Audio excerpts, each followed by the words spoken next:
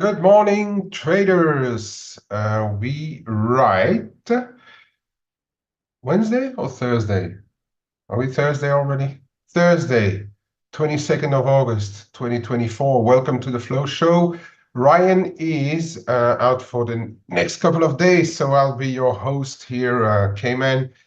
So first of all, reminding you that we still have our coaching program going. You can have some discounts on there. Let me just show you what kind of discounts you can have. You can have like 40% off your first hourly session. Then you can get additional discounts when you book multiple sessions with us, with myself or one of our team who are extremely ready to help you all improve your trading, your psychological approach to markets, etc., etc. Whatever questions you have, whatever difficulties you may find, we can probably help you out. Even on the technical side, we have a couple of really technical specialists in our midst as well. So if you want to know all about harmonics or Elliott waves, there are people there as well who are ready to help you with more specific things. And we also have our trader funding program running for all people who take accounts, I think above, if I'm not mistaken, above the smaller one, or is it perhaps even all of them now? You can have a free introductory session with our good friend Blake Morrow as well. Lots of people are taking it. People are very happy because they get a lot of support by doing it. You also get access to our training room for the time of your assessment, at least. And then if you take bigger accounts, this access will actually be also extended, and you will have access to one of the most active chat rooms in the business. We are all there to help each other. So give it a try. Don't wait for it. Let me just copy those links into our chat room if you want to join us, if you want to join the coaching program. There you go. Hopla. And now, without further delay, let's see what happened over the past, let's say, 12 to 24 hours. First of all, China is thinking about retaliating against those EV tariffs that the European Union is putting onto them, and they are looking into the dairy imports that they have from the EU.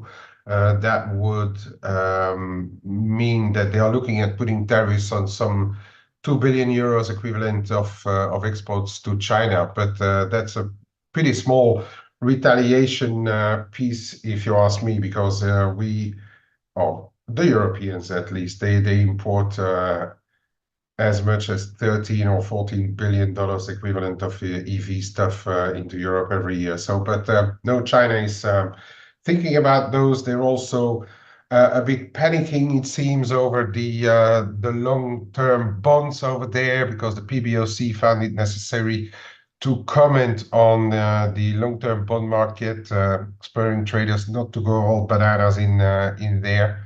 On the other side as well, they are putting in place programs to support the real estate market once more. So it's really all hands on deck. It seems to try and save the local economy. The market is not really buying it. Yes, we still see dollar China a bit lower in sympathy with all the rest of the dollars, but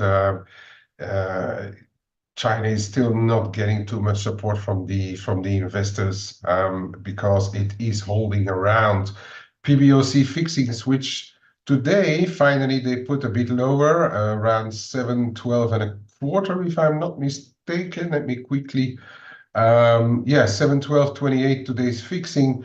And in the meantime, they still injected about 360 billion yuan through the 7-day reverse repo It isn't changed from last week, but they're still injecting money over there. All right.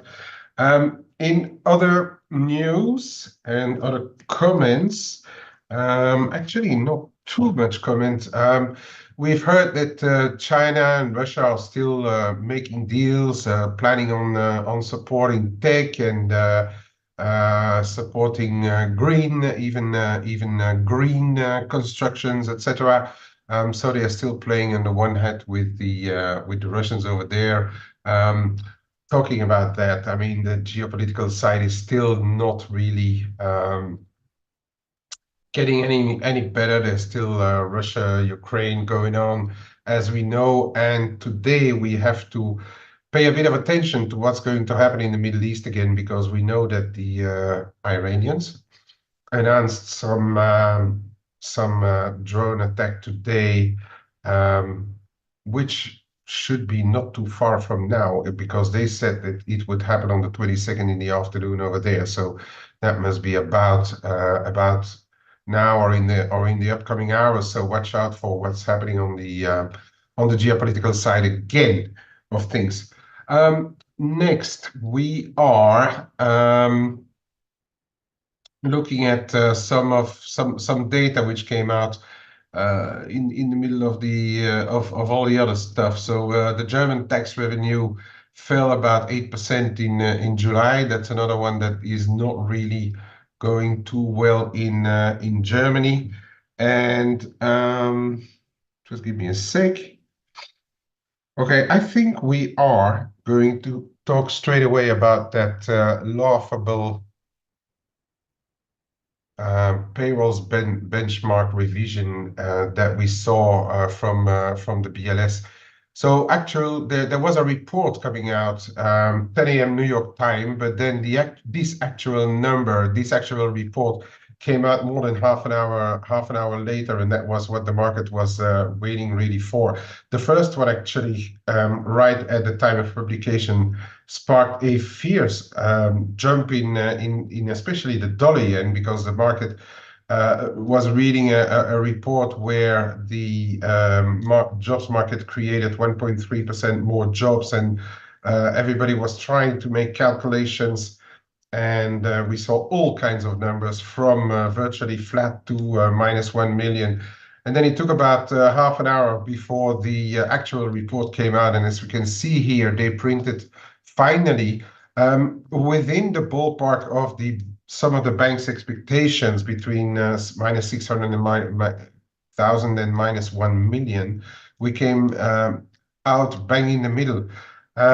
So the dollar got a bit of a knock on the head again on the back of it after those little spikes, and people trying to find out what really went on. But there's again been some shenanigans going on around it, and really apparently at least 3 banks called up BLS in between that first report and then during the half an hour delay, and actually got communicated the actual number even before it was publicly published.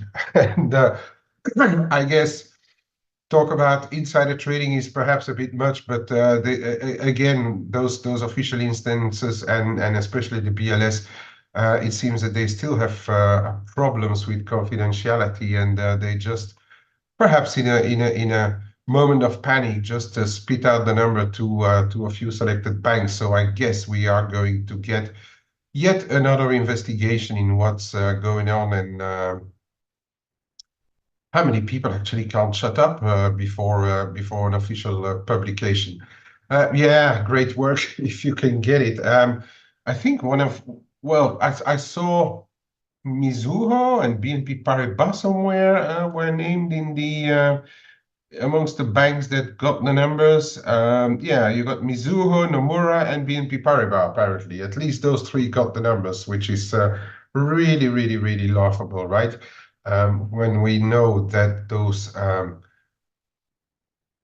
reports should be for public eyes only once they are published. But anyway, dollar got a bit of a knock on the head, of course, on the back of it, and people already speculating about what Powell may have to say tomorrow in Jackson Hole. I'll come back to that a little bit later.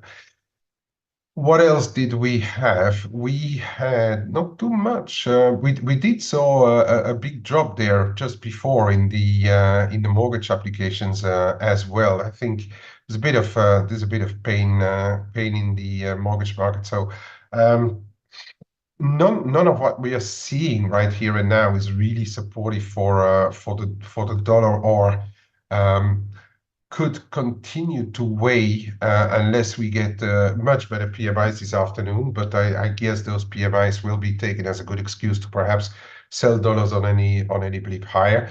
But yeah, now the market is waiting for what Powell may have to say tomorrow. Does he have to rewrite a mildly dovish speech into a very dovish speech, or is he going to shrug it off, not brush it under the table, but saying that they were expecting this because this report is bringing us much closer to what the household reports were saying, right? You remember that like nearly every month, the market was saying like, yeah, well, you got the BLS report, and then you got the household report showing a much less bright picture than the BLS reports were showing, and now they have to revise it much closer to what the household reports were showing us, right? So there may be a bit of at least expectations in the market for a dovish tilt, a more dovish tilt by Powell tomorrow.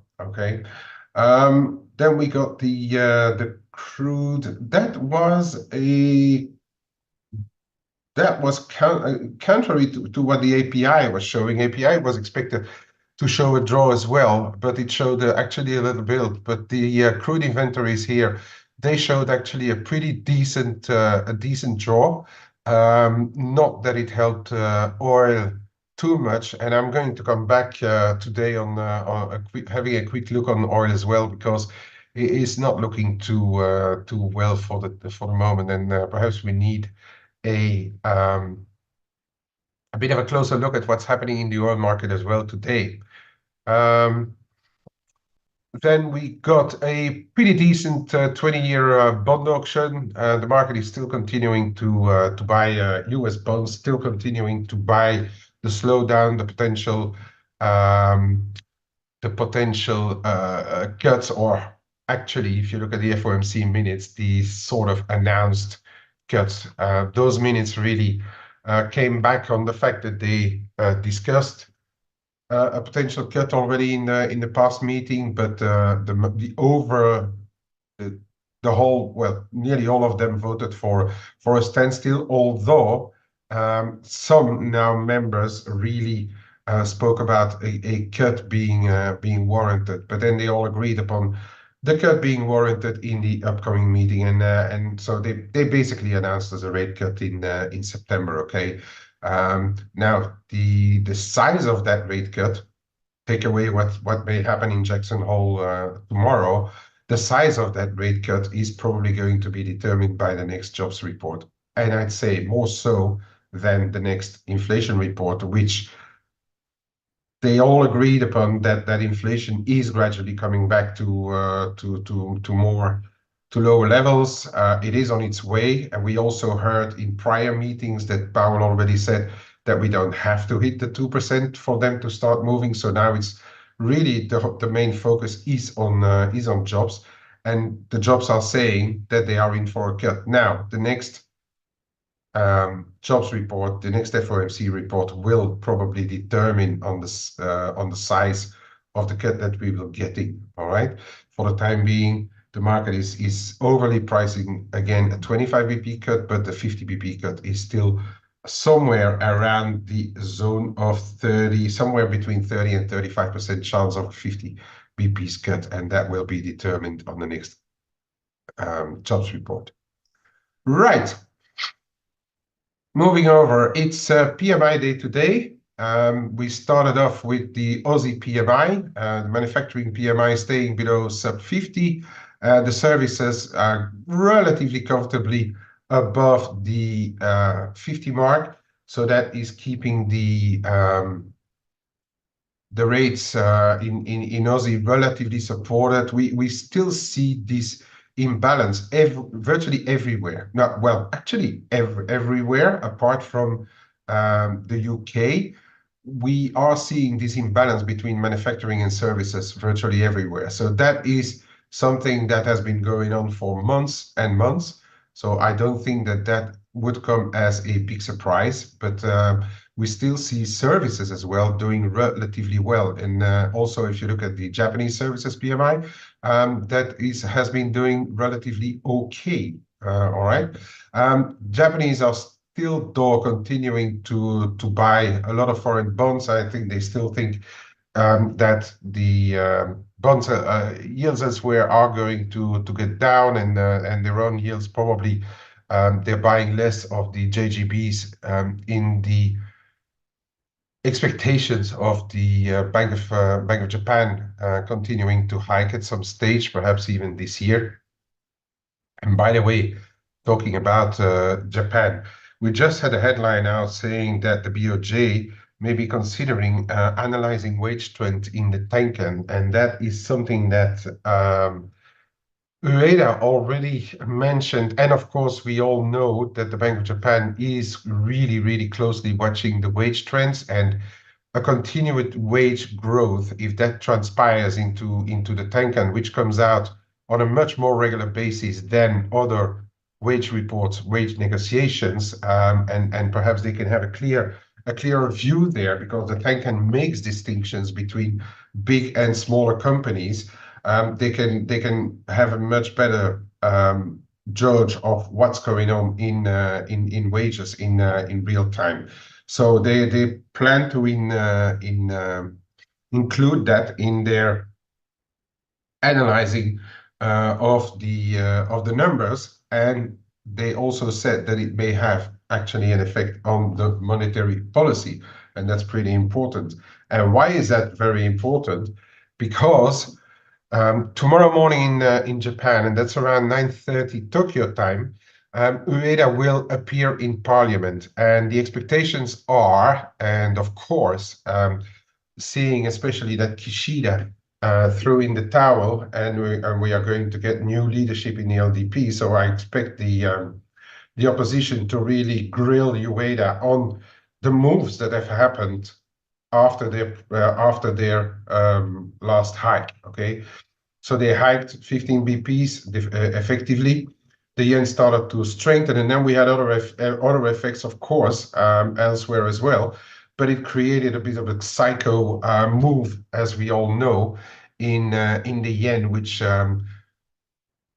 interventions helping all of a sudden collapsed to 20 big figures in the space of about a month, and the opposition, of course, straight away picked up on that, and is now speaking about chaos and they will probably grill Ueda tomorrow to see what kind of response he has to all of that. So what I think for the day, and I'll show it on the charts as well. What I think of for the day, unless we get like really bad US PMIs coming out, for instance, later on, that sends dollar yen back down.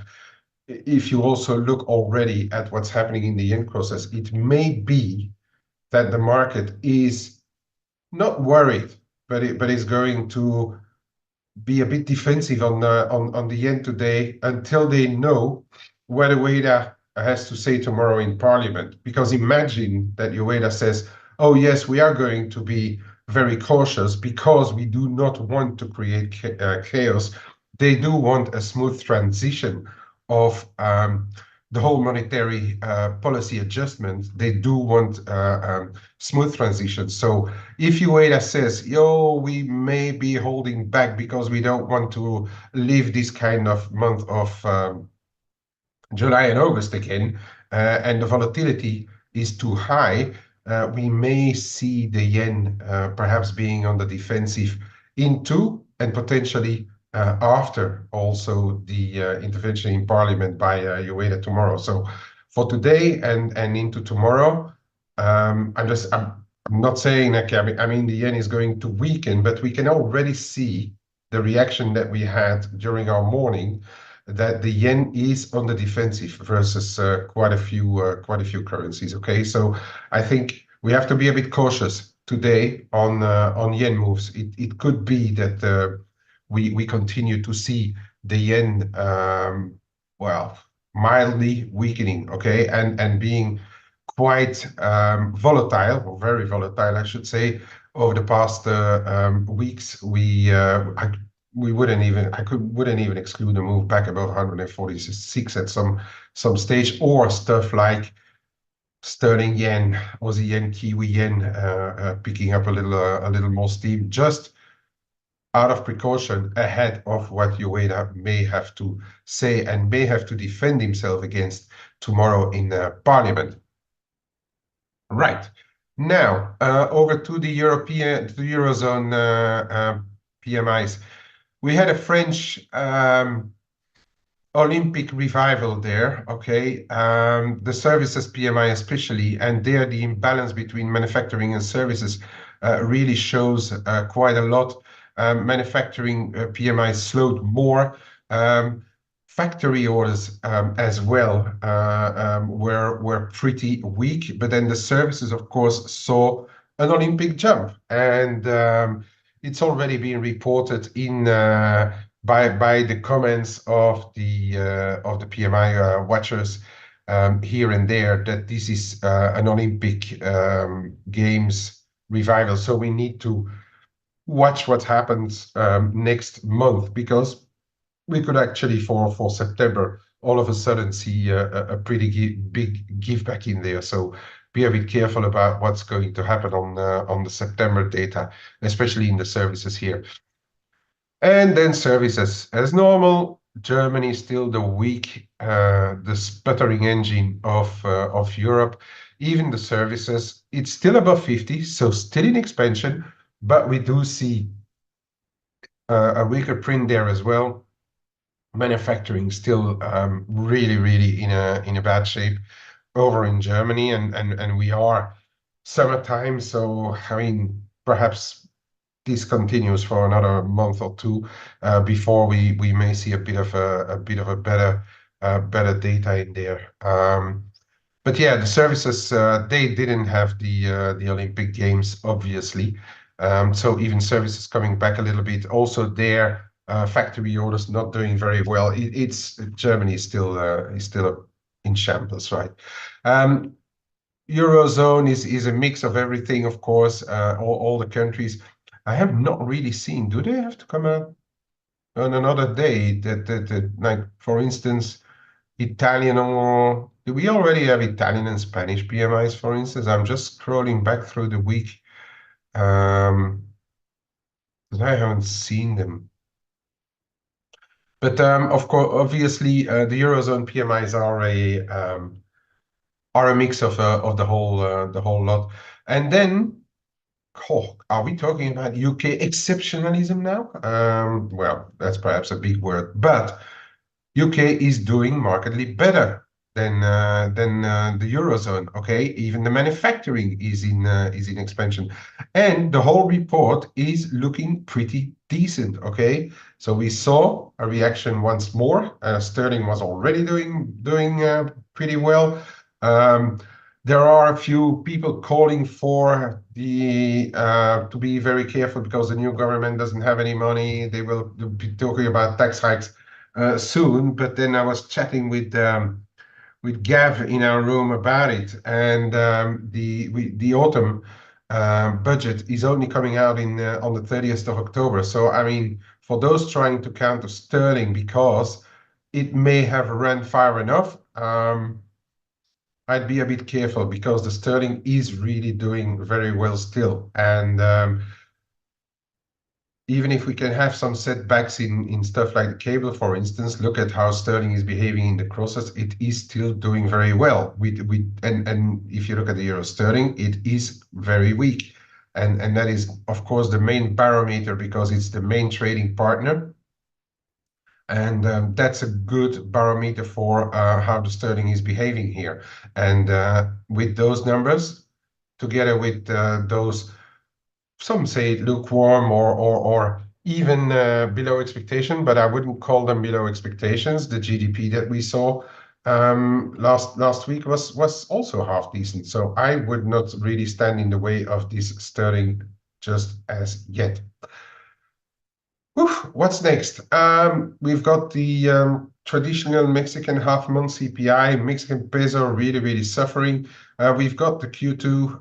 It's backward looking, but I've got the impression that whatever bad comes out for the Mexican peso these days is accentuated and exaggerated in the market. So watch out for these data coming out. And then we are going to go into the weekly jobless claims. These could somewhere, unless we get a really bad number, come to in between brackets. The rescue is a big word, but help Powell not to have to rewrite his whole speech tomorrow if they come out again within a reasonable zone of expectations. Of course, the market is looking for anything negative dollar that it can use now. So get a number, let's say above 250 here. It may be already enough to weigh on the dollar again. We have the Chicago Fed National Index, normally not a big market mover. But then we are going into the preliminary S&P Global PMIs, all right? We had decent numbers last week. And even though the ISM is more important, again, just ahead of Jackson Hole, any surprise move here, any surprise number here will cause at least a few algo spikes on the dollar this afternoon. Okay, so that is for what's waiting, and we do have some more auctions coming out later in the day. 30 tips, if that goes well again, it's a small one. Those are usually small amounts, so it is a reasonably small one. But the better it goes, the more it actually will weigh on yields and perhaps the dollar as well. Then ahead of Mr. Ueda, we will have the Kiwi retail sales. Kiwi has also been doing really, really well, despite a rate cut, although they are still at 5.25%, of course, among the high yielders. So watch those retail sales in Kiwi land, and we will have, just before Ueda speaks, we will have the CPI coming out in Japan. So he'll probably talk about inflation, talk about wages, as we have seen those comments just a few minutes ago. So he will talk about that. And then we, of course, dive into the whole later in the day. All right. There's more central bankers there. Bailey will be over there as well.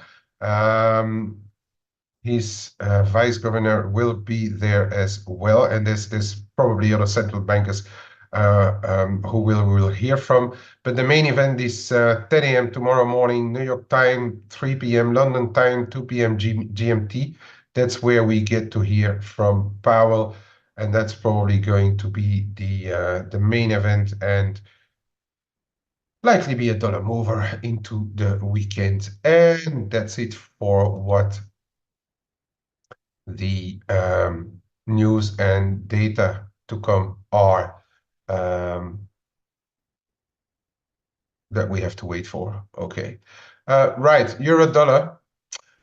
Let's look at rates, right? Euro dollar, euro dollar, euro dollar. 112 is the next level. We're turning around those prior highs here.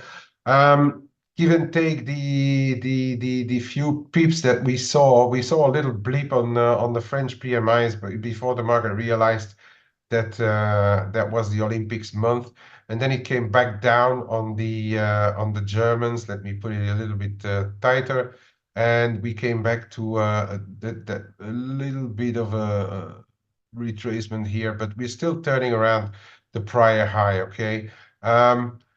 Well, I mean, the dollar is still weak. This is still going higher, but I would say that it's going to take a weak US PMI because the euro dollar is slowing down a little bit. If we get a bit of a stronger Stronger reading PMI. I wouldn't exclude a retest of the 111 at some stage. And I'm not saying that the euro should come off, but just looking at the data, it's still not my preferred one to express a weak dollar against. I think sterling is still looking much better, and we are getting back to our July 2023 high. Welcome back, sterling. It is also the 127 extension of that July move lower in the cable, so there is going to be a bit of interest. It's not going to need a 2-week US PMI to take it through, in my opinion, because sterling is just doing so well, as I said, on against the crosses. So watch this 131.45. I don't have a lot before 132 3/4 unless you want to take this one into account here, which is 131.60. But really, I think get a bit of a weaker US number. Looking at how well sterling is doing, this is probably looking a little bit higher still. And really, as I said, get a very strong PMI, and the dollar grabs some of its losses back. I could see perhaps a move back down just into the 130.80. Why not even mid 130s on the cable? But then looking at how sterling is behaving, I think there's going to be a lot of candidates to hoover up cable if we get down into the 130s right now. All right, that's what I think, because it's still looking very strong, and it is looking strong on the euro side of things as well. We are okay. Let me just take you back to a bit of a longer and move. We've broken through the 85.0506, which is 100 DMA. We've broken through the 85.05, which was the 50% of 85.04, 85.05, which is the 50% of the spike we saw from the lows up to those highs here at the start of August. We are below, okay, and now we are testing the next little level here, which is right around where we are, but it is looking quite weak, and we see this divergence between the UK data and the EU data. This thing is still looking quite weak, and get through here. 84 3/4 may be your next level, but I think your next bigger level is going to be back into that, remember, 84.60 zone. That to me is going to be the bigger zone to watch if we come down there, and it is slipping and sliding. I haven't even put it in our trade room. I'm sorry about that, but I'm just trading scalps short of this again. It's just too heavy. And the divergence, as I said, between the UK and the EU is pretty big right now. All right, let's look at the yen. And so we saw, first of all, we've seen the dollar come under pressure again. And I was noting every time that we saw a bit of Japanese fixing, London fixing, the dollar yen came under pressure and then saw a bit of a bounce. And it happened again in the Japanese time zone.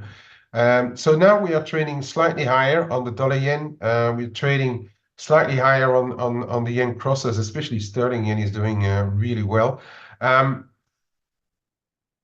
144.65 is the 61.8 of the move that we had from the lows back up to the 149.40, which was the 38.2 of the dump lower that we saw in July.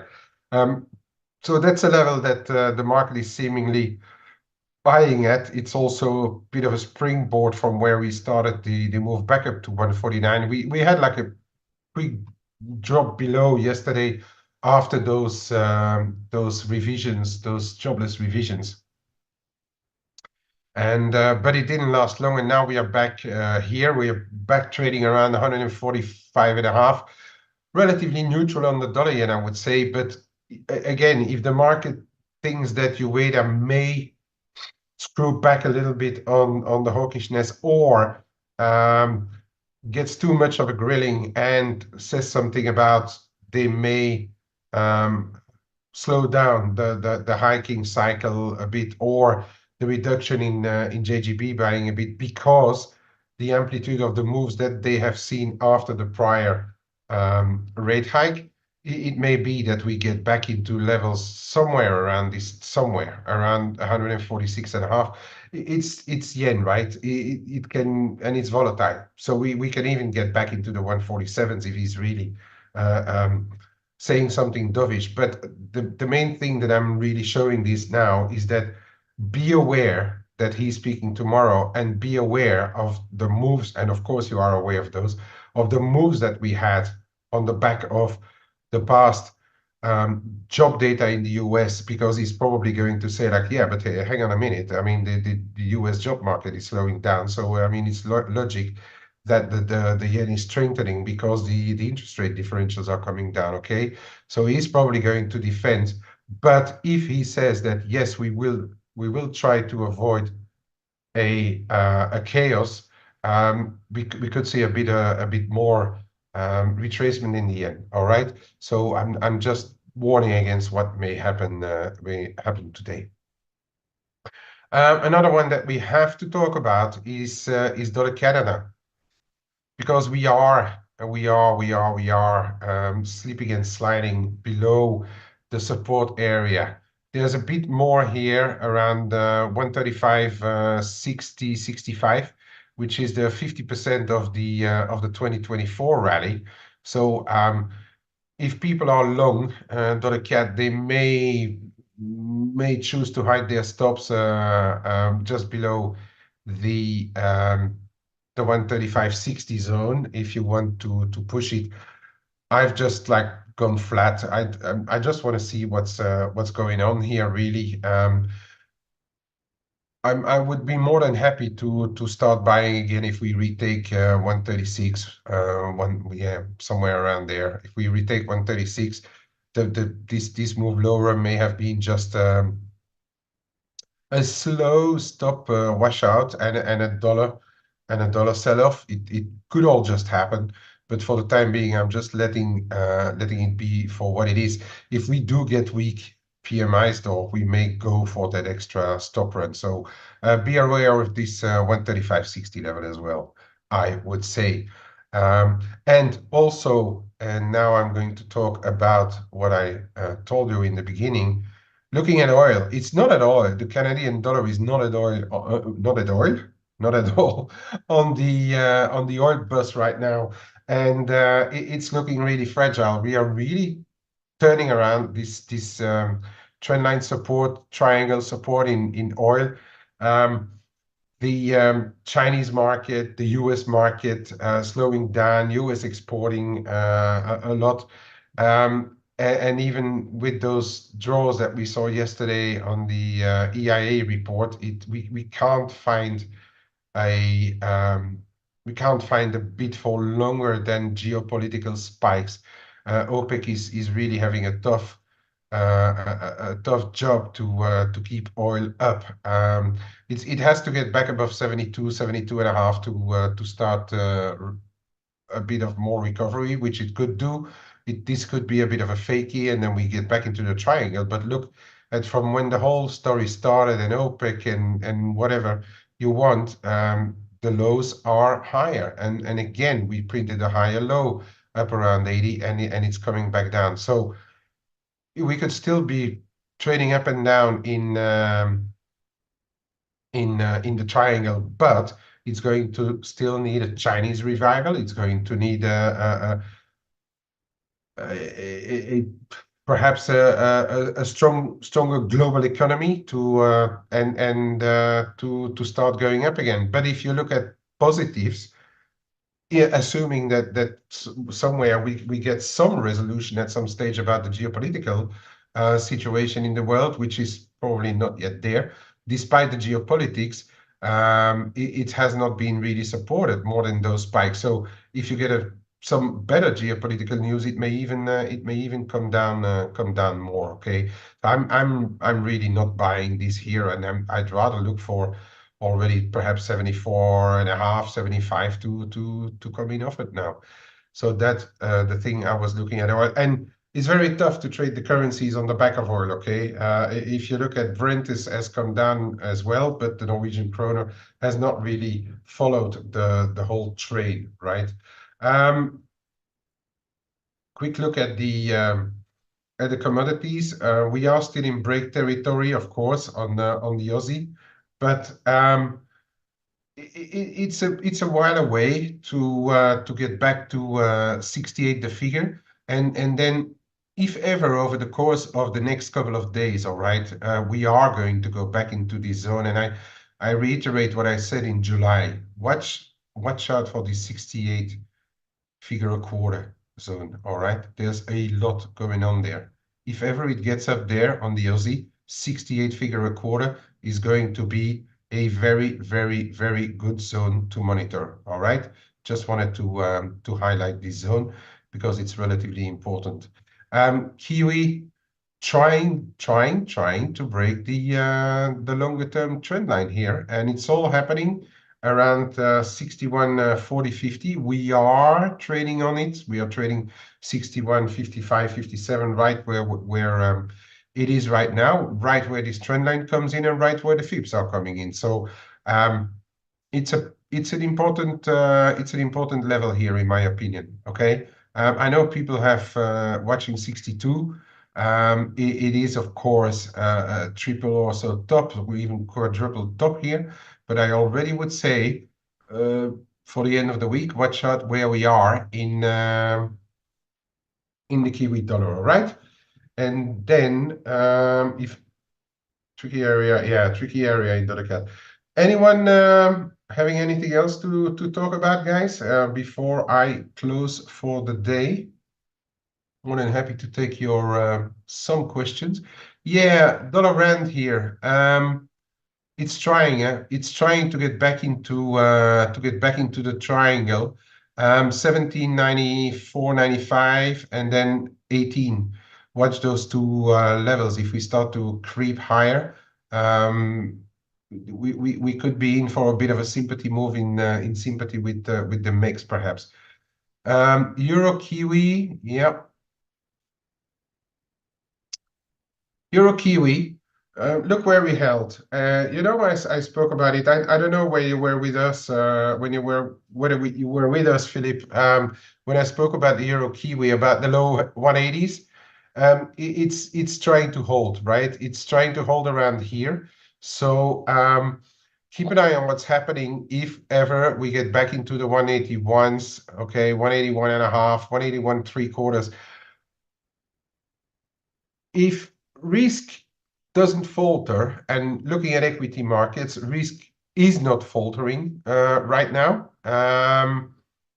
I'd say we maybe look for levels to perhaps get up here and then come back down. And I would also argue that European data are not very supportive for much higher euro crosses. Okay, especially against the commodities. I would say if risk falters, if risk comes down, euro commodities will probably go higher. But if we don't get a very big risk off scenario, I would say that we find resistances on rallies in stuff like euro commodities, euro Kiwi, euro Aussie, and things like that. CAD Swiss, Antonio, I'm never looking at CAD Swiss, but the one thing that we can say is that, is that the CAD, although it's a bit on the defensive, is pretty neutral right now. The Swiss franc is still strong, and the Swiss franc is really the expression of whatever can go wrong in risk these days. I'm just going to try and get you a few things on there. Okay. So we had this big spike lower, went back to nearly the 50% of this last move from even March, but we are shying away again.